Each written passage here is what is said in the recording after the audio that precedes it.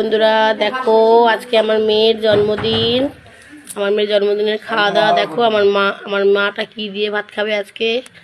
আমার মা আজকে ভাত খাবে এই যে লাল শাক ভাজা, ভাত, আলু ভাজা, মাছের লেজ, তারপরে বেগুন ভাজা, কুমড়ো ভাজা, ওখানে জল, এখানে মাছের মাথা দিয়ে ডাল, এখানে কাতলা মাছ, এখানে বোয়াল মাছ, এখানে হচ্ছে খাসির মাংস, এখানে হচ্ছে ট্যাংরা মাছ, এখানে হচ্ছে ইলিশ মাছ, এখানে হচ্ছে চিকেন, এটা হচ্ছে পাবদা মাছ, এটা হচ্ছে পমফ্রেট মাছ, এটা হচ্ছে স্যালাড, এখানে হচ্ছে মিষ্টি, সব রকমের মিষ্টি আছে, এটা হচ্ছে চিংড়ি মাছ, এটা হচ্ছে